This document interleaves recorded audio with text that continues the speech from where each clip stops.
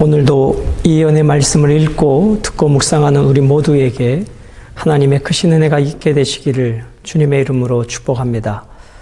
함께 묵상하실 본문은 예레미야 22장 20절로 30절의 말씀입니다.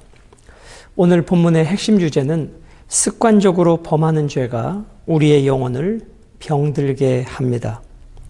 하나님의 말씀에 불순종하는 것이 습관이었던 유다 백성들은 결국 하나님의 심판으로 인하여 바벨론 포로로 끌려가고 이리저리로 흩어지는 안타까운 존재가 되었습니다. 특별히 유다 왕 여호야김의 아들 고니야는 바벨론 왕 느부갓네살에게 넘겨져 외지에서 죽음을 맞게 될 것입니다. 고니야의 자손 중 다윗 왕위에 앉아 유다를 다스릴 사람이 다시는 없게 된다는 말씀입니다.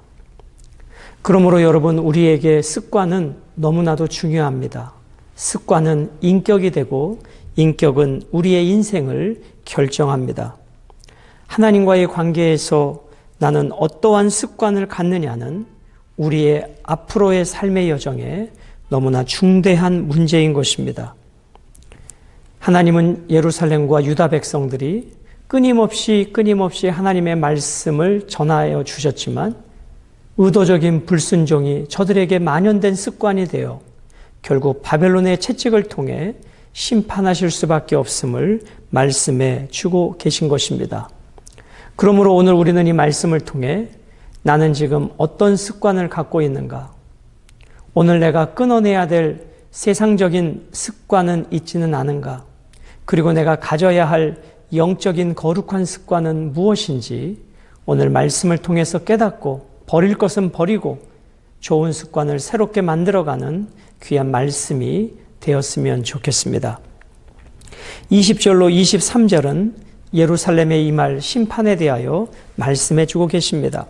너는 레바논에 올라 외치며 바산에서 내 소리를 높이며 아바림에서 외치라. 이는 너를 사랑하는 자가 다 멸망하였음이라.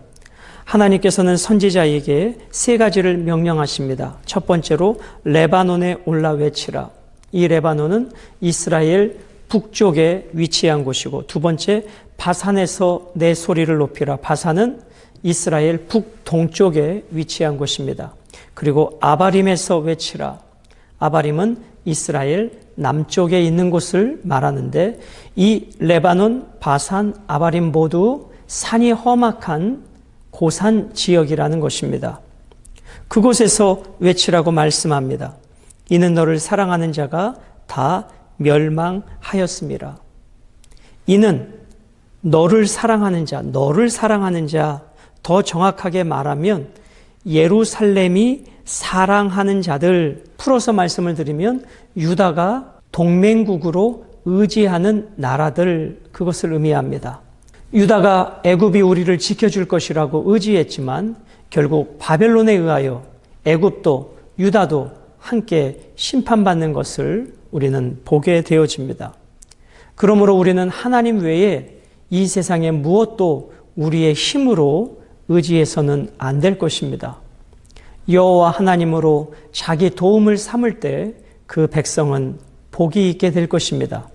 그러나 도울 힘이 없는 인생들을 하나님보다 더 의지하는 그 결과는 반드시 실패와 패망으로 이어진다는 것을 우리는 기억해야 할 것입니다. 자, 왜 유다의 이 심판이 임할 수밖에 없는가? 21절, 내가 평안할 때에 내가 내게 말하였으나 내 말이 나는 듣지 아니하리라 하였나니 내가 어려서부터 내 목소리를 청종하지 아니함이 내 습관이라. 자, 습관을 밑줄을 그어보시면 어떤 습관이에요? 어려서부터 하나님의 말씀을 의도적으로 순종하지 않는 불순종이 저들의 습관이었다는 것입니다. 그러면 왜 유다 백성들은 하나님의 말씀에 의도적으로 불순종했을까요? 그것은 지금 내가 살아가는 삶의 환경이 평안하였기 때문입니다. 굳이 하나님의 말씀을 듣지 않아도 지금 내가 먹고 사는 문제에 지장이 없다는 것입니다. 그 평안한 삶의 환경도 하나님께서 주신 은혜임에도 불구하고 저들은 그 평안한 환경 속에 하나님의 은혜를 기억하지 아니하고 오히려 평안이 주는 달콤한 세속적 유혹에 빠져들고 있었다는 것입니다.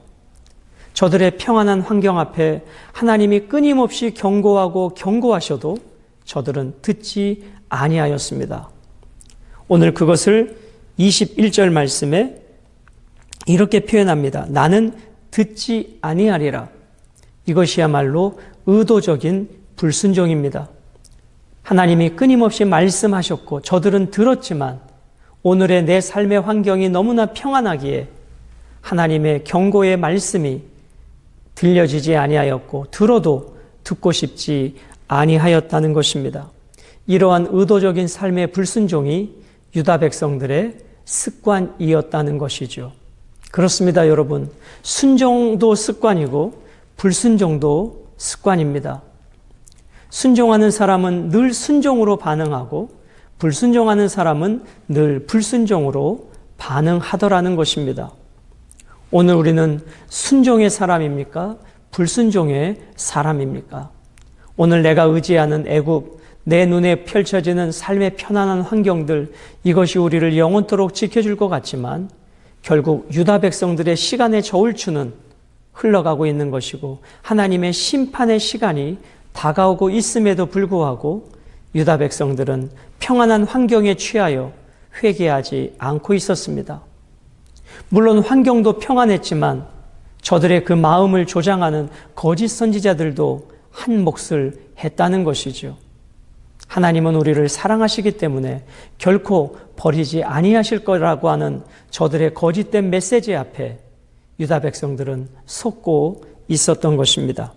22절, 내 목자들은 다 바람에 삼켜질 것이요 너를 사랑하는 자들은 사로잡혀 가리니 그때에 내가 반드시 내 모든 악 때문에 수치와 욕을 당하리라. 이제 유다 백성들도 포로로 끌려가게 될 것이고 유다 백성들이 의지했던, 유다 백성들이 사랑했던 이방 국가들도 바벨론이라는 나라를 통해서 침략 앞에 함께 고통을 당하게 될 것입니다. 저들의 평안은 거짓 평안이었음을 23절에 말씀해 주고 있습니다. 레바논에 살면서 백향목에 깃들이는 자요 여인이 해산하는 고통 같은 고통이 내게 임할 때에 너의 가련함이 얼마나 심하랴.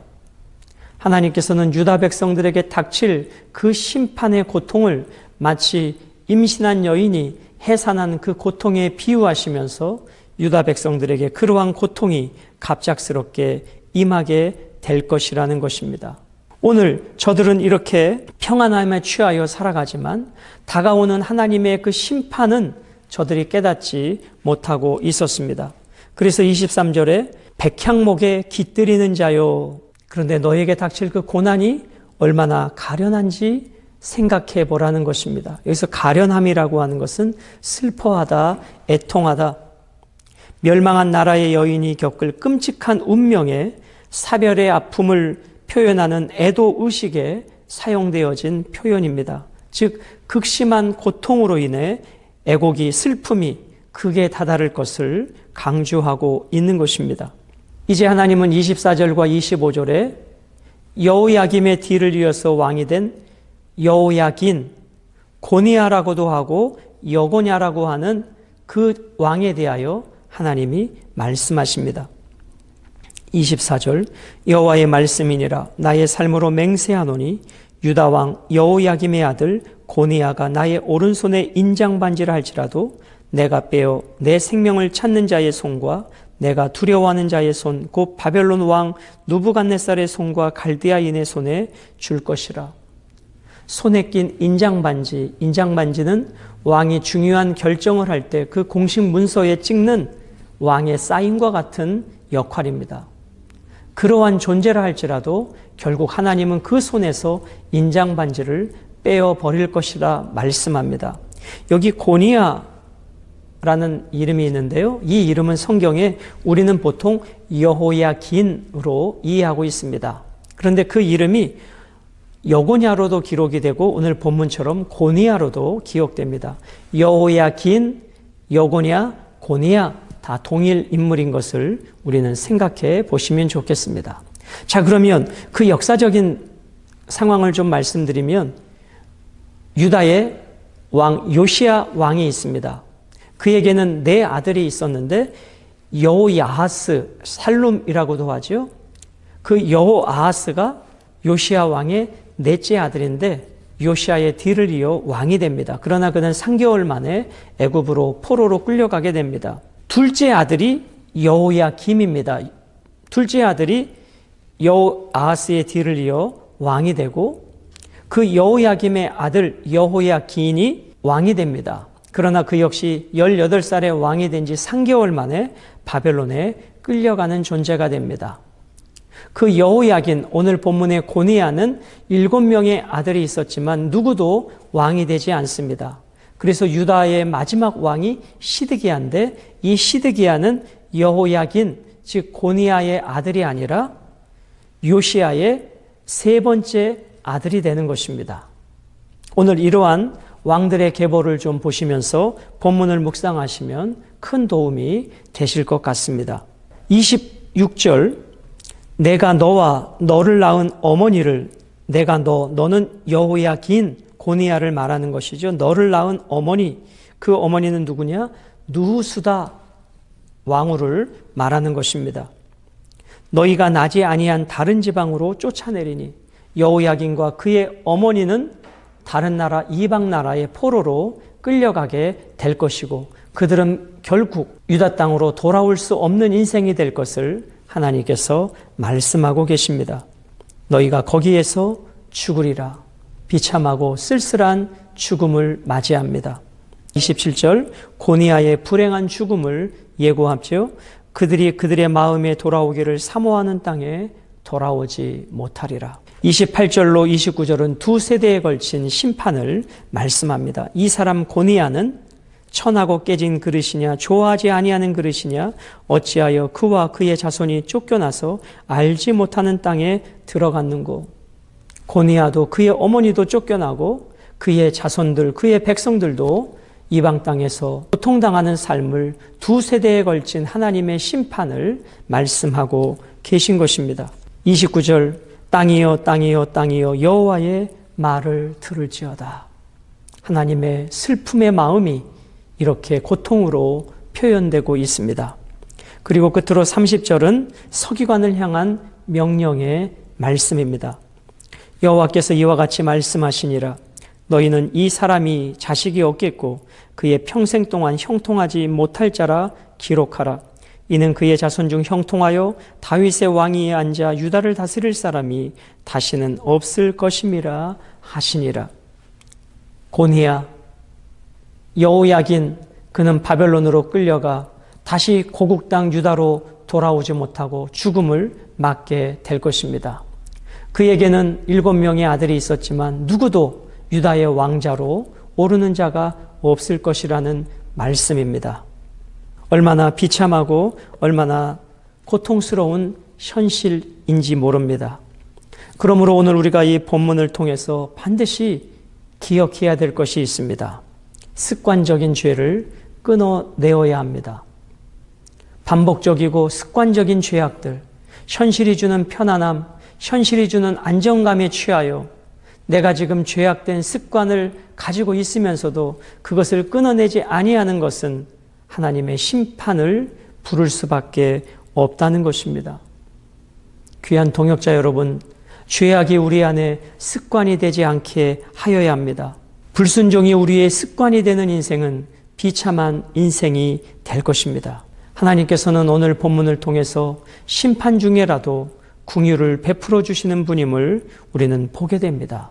그러므로 기다리고 또 기다리시는 아버지 앞에 습관적인 불순종을 끊어내고 순종이 우리의 좋은 습관이 되어서 아버지의 뜻이 우리의 순종을 통해서 날마다 이 땅에 이루어져 가고 그 주님으로 인하여 오늘도 내일도 영원토록 행복한 삶이 되시기를 주님의 이름으로 축복합니다.